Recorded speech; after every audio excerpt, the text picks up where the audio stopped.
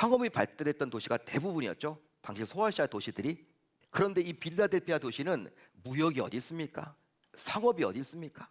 그냥 농사 짓고 목축하는 그러한 곳이었어요.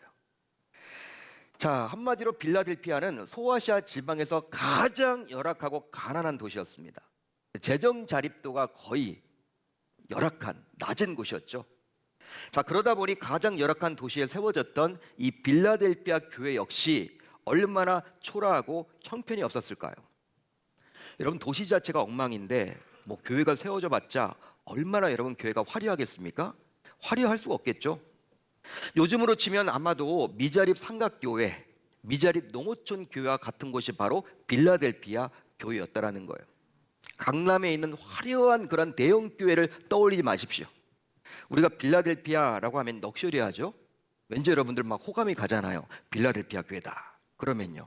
근데 그런 이름과는 좀 달리 그냥 럭셔리함과는 전혀 상관이 없는, 한마디로 자립하기도 힘든 그러한 교회가 바로 이 빌라델피아 교회였다라는 거예요. 그런데 역설적이게도 가장 어렵고 열악했던, 가난했던 이 교회가 우리 주님으로부터 가장 큰 칭찬을 받습니다. 놀랍지 않습니까? 가장 열악해. 가진 것도 없어. 재정 자립도도 없어. 교회도 항상 예산이 별로 이렇게 높지가 않아. 뭐 할 수 있는 게 아무것도 없어. 근데 그런 교회가 우리 주님으로부터 가장 큰 칭찬을 받았다라는 거예요.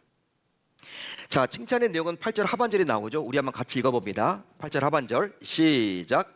내가 내 행위를 아노니 내가 작은 능력을 가지고서도 내 말을 지키며 내 이름을 배반하지 아니하여도다. 자, 우리 주님께서는 빌라델피아 교회가 작은 능력으로도 말씀에 순종했으며 또 어려운 역경 속에서도 큰 믿음을 지켰다라고 칭찬하셨습니다.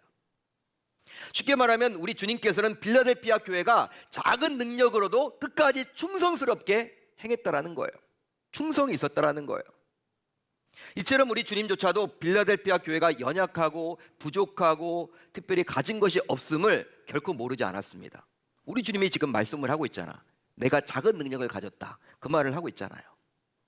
그럼에도 불구하고 빌라델피아 교회는 그 작은 능력으로 우리 주님의 마음을 시원케 했으며 그 결과 우리 주님으로부터 크나큰 인정을 받게 되었다라는 것이죠. 따라서 이제 신자인 저와 여러분들은 이런 주님의 칭찬을 보면서 무엇을 우리가 생각해야 하느냐? 바로 우리 주님께서는 어떤 능력의 크기가 아니라 오직 충성의 크기로 신자인 저와 여러분들을 평가하신다라는 거예요. 판단하신다라는 거예요. 우리는 자꾸 능력 달라고 기도를 하죠. 하나님, 재정의 능력을 주십시오. 건강의 능력을 주십시오. 관계의 능력을 주십시오. 힘의 능력을 주십시오. 지식의 능력을 주십시오. 교회를 하려고 해도 다 필요합니다. 그거 달라고 여러분 기도하지 않습니까? 그렇지만 우리 주님은 그런 능력의 크기가 아니라 충성의 크기로 우리를 판단하시고 평가해 주신다는 거예요. 우리와는 달라요, 여러분. 자, 그렇다면 어떻게 빌라델피아 교회는 그런 작디 작은 능력으로 주님께 충성 봉사할 수 있었을까요? 충성스러울 수 있을까요? 쉽지 않거든요. 능력이 없는데, 작은 능력인데 어떻게 여러분 충성스러울 수 있겠느냐? 말이 안 되는 것처럼 보이죠? 바로 빌라델피아 교회는 자신의 작은 능력을 묵상하기보다는 오히려 하나님의 능력을 묵상했기 때문입니다. 자기 자신의 능력을 묵상하지 않았다는 거예요. 오로지 큰 하나님의 능력을 묵상했던 곳이 바로 빌라델피아 교인들이었다는 거예요. 실제로 누구나 예외 없이 사람은 자신의 연약한 능력만을 자꾸 묵상하다 보면 무엇이든지 자신은 감당할 능력이 부족하다며 자꾸 발을 빼는 경우들이 많죠. 자신감이 없는 거예요. 자기 부족한 능력만을 자꾸 바라보면. 하지만 빌라델피아 교회는 자신의 작은 능력에 집중하지 않고 오히려 그런 작은 능력이라도 만군의 여호와 하나님께서 나를 도와주시기만 하면 내가 감당할 수 있다. 내가 할 수 있다. 하나님을 플러스했다라는 거예요. 사람들은 하나님을 플러스하지 않습니다. 자기의 능력으로 하나님의 일도 감당하려고 해요. 그렇지만 이 빌라델피아 교회는 나는 연약해, 나는 부족해, 나는 가진 게 없어, 나는 할 수 없어, 환경이 열리지 않아. 그렇지만 하나님, 만군의 여호와 하나님께서 나와 함께 하시면, 그분이 도와주시면 나는 감당할 수 있다. 할렐루야. 그게 바로 빌라델피아 교인들이었다는 거예요. 한마디로 빌라델피아 교회는 자신의 작은 능력에 하나님의 크신 능력을 플러스했습니다. 그리기에 빌라델피아 교회는 그리 충성할 수가 있었던 것이죠. 사도 바울 역시 고린도 교회 성도들에게 이런 말을 했어요. 성도란 과연 누구의 힘으로 살아가야 하느냐? 성도인 우리는 과연 누구의 힘으로 이 땅에서 살아가야 하느냐? 바울은 대답을 합니다. 자, 고린도후서 4장 7절을 볼까요? 우리 한번 같이 읽어봅니다. 시작. 우리가 이 보배를 질그릇에 가졌으니 이는 심히 큰 능력은 하나님께 있고 우리에게 있지 아니함을 알게 하려 함이라. 자, 이 구절에서 볼 수 있는 보배는 앞절을 우리가 보셔야 돼요. 우리 4장 6절을 보시면 어떤 내용이 나오냐면 바로 예수 그리스도의 얼굴에 있는 하나님의 영광이란 구절이 나와 있고 또 그 영광을 아는 빛이라고 나와 있습니다. 영광을 아는 빛, 바로 뭘까요? 복음을 말하는 것이죠. 그러니까 오늘 말씀에 나와 있는 이 보배, 고린도후서 4장 7절에 나와 있는 이 보배, 보화는 바로 복음이에요. 복음이다. 그렇게 여러분들이 해석하시면 좋아요. 자, 그러면 질그릇은 무엇입니까? 흙으로 만든 그릇이기 때문에 깨지기가 쉬운 값싼 용기를 말합니다. 별거 없는 거, 명품이 아니죠. 이 질그릇은 연약해요. 여러분 금방 깨져요. 흙으로 만들었기 때문에 값싸요. 그게 바로 질그릇이에요. 그런데 놀랍게도 하나님께서는 자신의 복음을 질그릇과 같이 깨지기가 쉬운 연약한 신자인 저와 여러분들에게 맡겨주셨다라는 거예요. 맡겨주셨다라는 거예요. 어떤 분은 그래요. 하나님 이렇게 복음 전하는 게 참 쉽지 않다. 아, 전도 어렵다. 어렵죠, 여러분. 전도 내 힘으로 하려고 하니까 힘든 거예요, 여러분. 아, 전도 나가서 뭘 말을 해야 될지도 모르겠고 나가서 그냥 이야기를 했을 때 아우 뭐 이렇게 막 이상한 사람 취급당할 것 같아서 두렵다. 여러분, 전도가 내 힘으로 하면요 쉽지 않죠. 어렵죠. 그렇지만 하나님이 질그릇과 같은 나에게 이 복음을 맡겼다는 것은요, 이건 뭡니까? 바로 복음을 복음되게 하는 것은 바로 연약한 우리 인간의 능력이 아니라 창조주 여호와 하나님의 능력이라는 의미입니다. 믿으시면 아멘. 믿으시면 아멘. 그러기에 바울은 심히 큰 능력은 하나님께 있고 신자인 우리에게 달려있지 않다라고 분명히 말을 해주고 있죠. 복음을 복음되게 하는 것은 내 능력이 아니라는 거예요. 하나님께서 하신다라는 거예요. 우리는 전도의 도구로 쓰임받는 것이지 내가 전도하는 게 아닙니다, 여러분. 하나님께서 전도하시는 것이죠. 나를 활용해서, 나를 사용해서, 나를 도구로 쓰시는 거죠.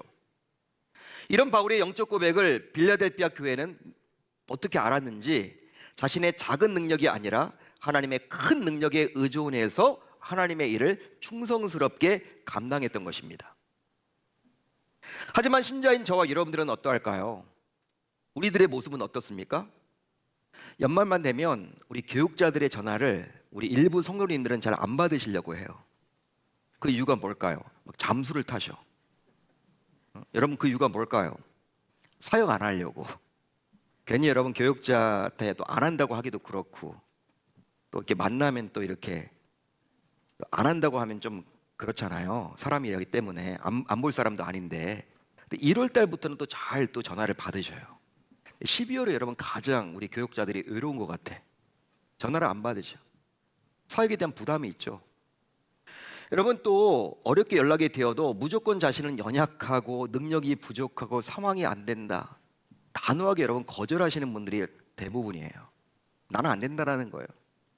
그러면서 항상 누구누구가 있지 않냐, 그 말을 꼭 하세요. 자기도 안 하면서 꼭 누구는 하라고 그래. 근데 그분한테 연락해도 그분은 또 이분한테 하는 거야. 뭐 핑퐁도 아니고 그렇게 여러분 하는 경우들이 참 많죠.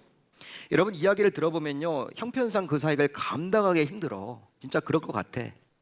교육자 입장에서도 여러분 난감하죠. 하지만 그래도 교육자들이 기도하면서 어렵게 연락을 드렸는데 전혀 기도도 해보지도 않고 그냥 못하겠다고 단칼에 거부를 하시니 참으로 안타깝습니다. 기도라도 해야죠. 기도해보겠습니다. 여러분, 이렇게 해야 되는 거죠. 기도조차도 안 하고 그냥 안 하겠다는 거야. 이것은 바로 하나님을 믿는 신자라면서도 오직 자신의 능력으로만 하나님의 일을 하려고 하기 때문입니다. 우리는 여러분 기도하고 하나님께 묻고 나서 해봐야 하는 거예요. 결론을 내려야 하는 거예요. 뭐든지. 하지만 만약 하나님께서 사람의 능력만을 바라보고 자신의 일을 맡기려 했다면 다윗이 아니라 사울을 쓰셔야 마땅하겠죠? 왜 그렇습니까? 사울은요 당시 능력자였어. 능력이 많았던 사람입니다. 하지만 다윗은 어떻습니까? 이세의 막내 아들로서 아버지와 형들에게도 인정받지 못했던 목동 출신이었죠. 능력과는 거리가 멀어. 사울은요 키도 컸고요, 여러분 인물도 좋았고, 여러분 능력도 많았고, 리더십도 있어서 사람들이 여러분 잘 따랐어요. 딱 보면 왕의 풍채야. 딱 보면 왕상이야. 잘할 것 같아. 그렇지만 다윗은 어때요? 맨날 도망 다니게 바빠요. 여러분 아버지에게도 인정받지 못했어요. 형들에게도 인정받지 못해서 막내야, 그냥 동생이야. 막내 동생, 막내 아들이야. 그게 바로 여러분 다윗이었습니다. 하지만 성경은 분명히 이야기를 하죠. 바로 하나님께서는 큰 능력을 가진 사울이 아니라 작은 능력을 가진 다윗을 사용했다고 말입니다. 그것은 바로 다윗은 자신에게 없는 것을 묵상하지 않고 오직 자신에게 있는 것을 묵상하고 나갔기 때문입니다. 이런 다윗의 모습은 다음의 구절을 통해서 확인할 수 있는데요, 우리 한번 같이 읽어볼까요? 시작. 다윗이 블레셋 사람에게 이르되 너는 칼과 창과 단창으로 내게 나아오거니와 나는 만군의 여호와의 이름 곧 내게 모욕하는 이스라엘 군대의 하나님의 이름으로 내게 나아가노라. 다윗은요 칼과 창과 단창으로 상징되는 인간의 능력이 아니라 다윗은 오직 만군의 여호와의 이름으로 하나님께서 자신에게 맡긴 사역을 감당하겠다라고 지금 말하고 있는 거예요. 이런 다윗의 모습은 세월이 흘러 베드로 사도를 통해서도 그대로 재현되죠. 놀랍습니다. 제가 말씀 준비하면서 이게 여러분 통하더라고요. 바로 오순절 성령이 임한 후 베드로 사도는 선천적으로 걷지 못했던 구걸하던 자에게 다음과 같이 선포하기에 이르렀어요. 놀랍습니다. 베드로가 이르되 은과 금은 내게 없거니와 내게 있는 이것을 내게 주노니 나사렛 예수 그리스도의 이름으로 일어나 걸으라. 할렐루야, 할렐루야. 칼과 창과 단창과 마찬가지인 은과 금이 아니라 베드로 사도 역시 다윗처럼 오직 나사렛 예수 그리스도의 이름으로 자신이 해야 할 사명을 감당하겠다, 그렇게 선포하고 있죠. 여러분 다윗과 베드로 사도 역시 지금 우리의 관점으로 보게 되면 말이 안 돼요. 너무나도 대책이 없는 사람이죠. 뭐 이런 사람들이 다 있어. 이게 말이 되냐? 이렇게 무대뼈냐? 에? 어떻게 대비를 안 하냐? 어떻게 아무런 대책도 세우지 않고 거인 골리앗에게 나아갈 수 있느냐? 거인 골리앗이 장군이면 좋은 칼을 준비해야지, 좋은 전술을 준비해야지, 창도 긴 걸 준비해야지, 갑옷도 여러분 단단하게 입어야지.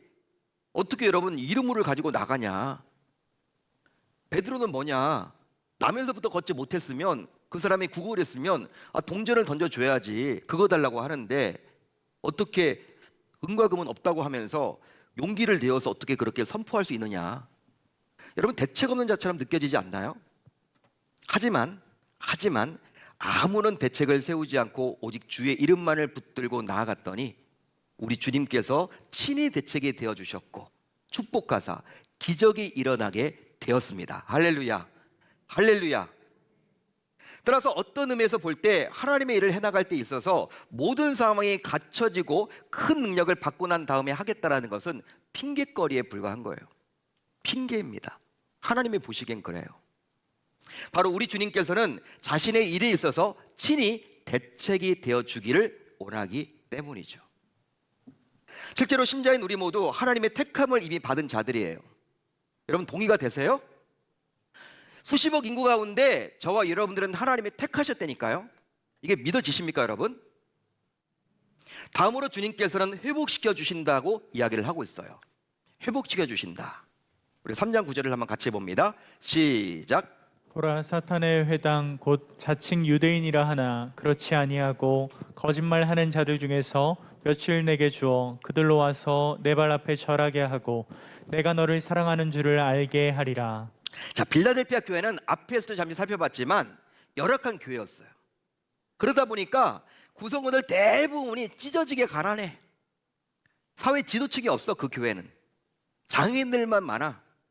또 노예 신분을 가진 자들이 왜 이렇게 많아? 교회 한마디로 참으로 사회적으로 어려운 분들이 참 많이 다녔던 교회가 빌라델피아 교회였다라는 거예요. 하지만 그들은 자신의 작은 능력으로 최선을 다해서 충성스럽게 자신에게 맡겨진 사명을 감당했습니다. 그런데 그런 그들에 대해서 외부 사람들은요, 손가락질을 하는 거예요. 자신의 앞가림도 하지 못하면서 교회에서 무슨 예배를 드려? 앞가림도 하지 못하면서 교회에서 무슨 봉사야? 무슨 선교야? 그렇게 여러분 조롱하는 거예요.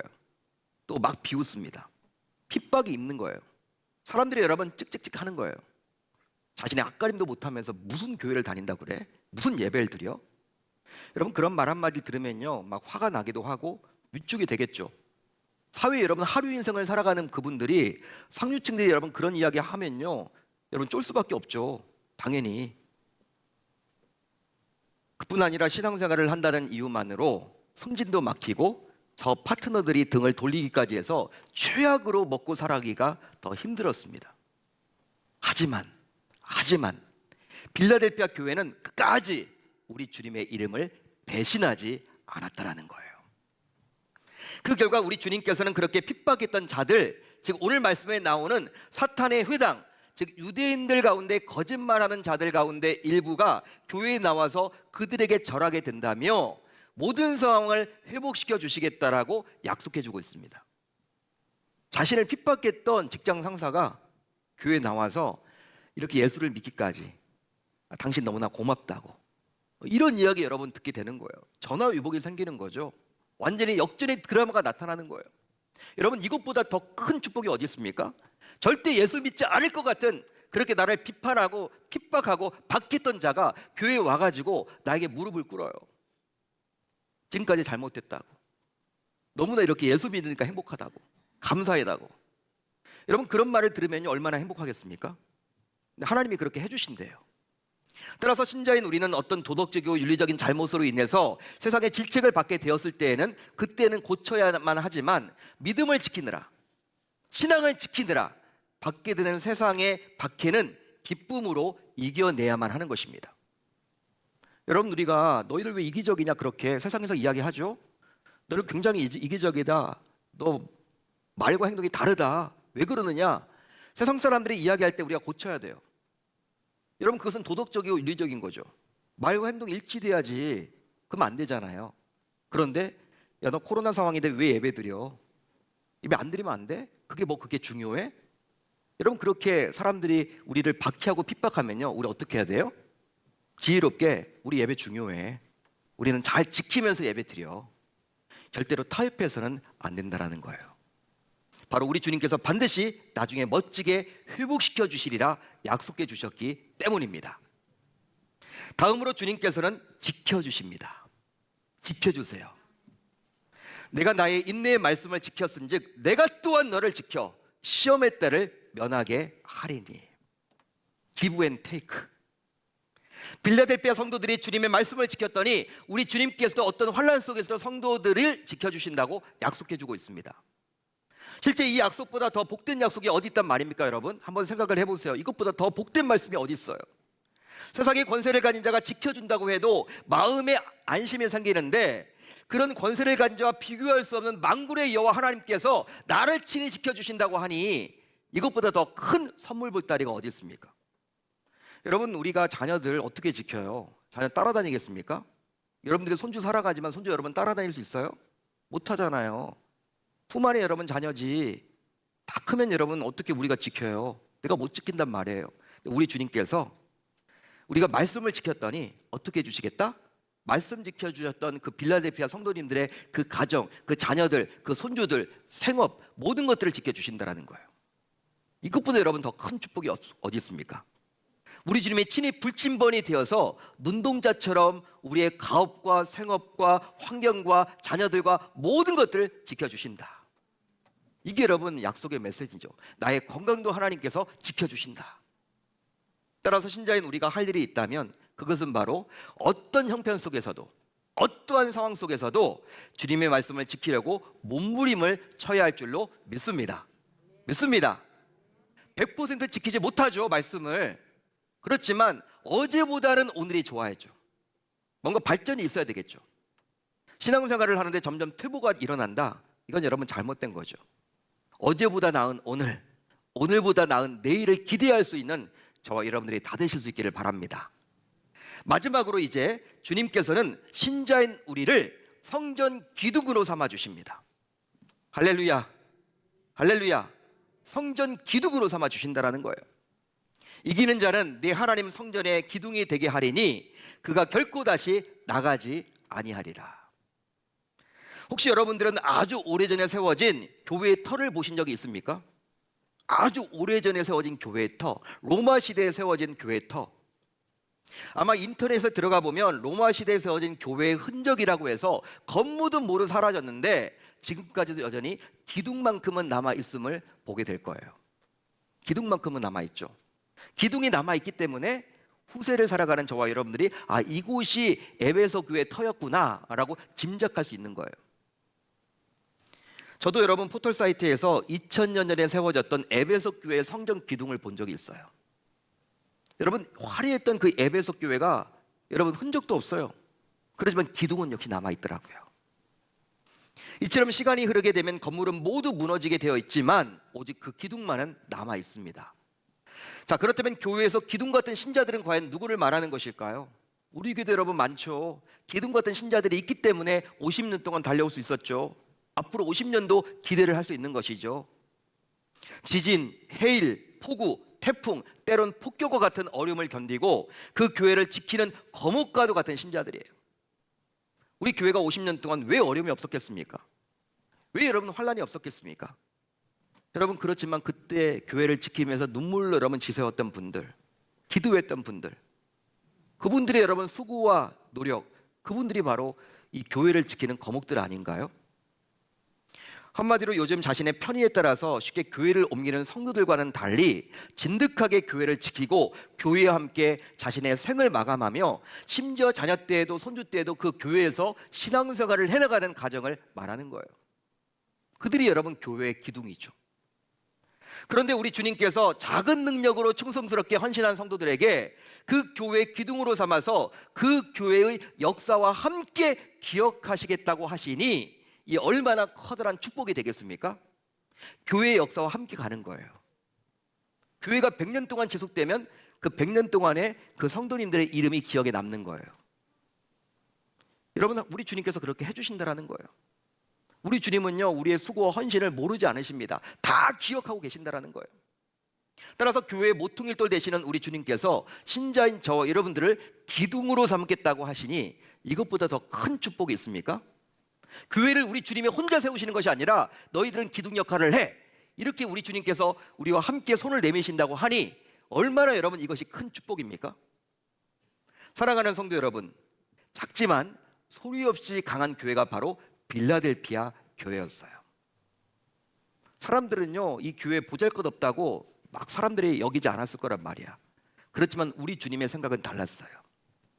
그 교회는 작은 능력으로 큰 믿음을 드러낸 교회였기 때문입니다. 이 교회를 우리 주님께서 그리 축복했으니 이제 신자인 우리 모두 이런 주님의 축복을 동일하게 받아야만 할 줄로 믿습니다. 따라서 신자인 우리는 이제 우리 주님 오실 때까지 아무리 작게 보여도 그 능력으로 최선을 다해 나에게 맡겨진 그 사명, 즉 주의 일을 충성스럽게 감당해야 할 줄로 믿습니다. 시간으로, 물질로. 여러분 우리 주님 앞에, 여러분 교회 앞에 또는 하나님 나라를 위해서 이렇게 심는 자들은요 그걸 여러분 하나님께서 다 기억해 놓고 계세요. 하나님이 장부에다가 여러분 다 기록을 해 놓는 것 같아. 여러분 내 때 여러분 받지 못하면 열매를 우리 주님이 자손 때, 손주 때 다 갚아주십니다. 그게 바로 성경의 원리예요. 여러분 그렇게 함으로 말미암아 우리 주님께서 모든 것을 열어주십니다. 그리고 모든 것을 회복시켜 주십니다. 그리고 모든 것을 지켜주십니다. 심지어 이 교회의 기둥 같은 성도로 우리를 세워주실 줄 우리 주님의 이름으로 축원합니다. 여러분 열리는 은혜가 있어야 되겠죠. 지켜주는 은혜가 있어야 되겠죠. 세워지는 은혜가 있어야 되겠죠. 여러분 회복되는 은혜가 있어야 될 거 아니에요. 그런데 달라고만 하지 마시고 하나님 앞에, 여러분 우리가 하나님 앞에 섬길 줄 아는 그 마음을 여러분들 보신다는 거예요. 여러분 요즘에 바쁘지 않은 사람이 없습니다. 다 분주해요. 다 분주합니다. 바쁩니다. 다 힘듭니다. 그렇지만 누군가는 이제 교회에서 이제 섬기는 그 일들을 해 나갈 때 하나님은 그냥 그것을 허투루 보는 게 아니라 그냥 사람들은 인정하지 않을지 몰라요. 그렇지만 하나님은 다 기억해서 갚아주신다라고 분명히 말을 해주고 있다는 거예요. 빌라델피아가 그렇게 칭찬을 받았듯이 우리 계명교회 모든 권속들도 칭찬받는 저 여러분들이 다 되실 수 있기를 우리 주님의 이름으로 축원합니다.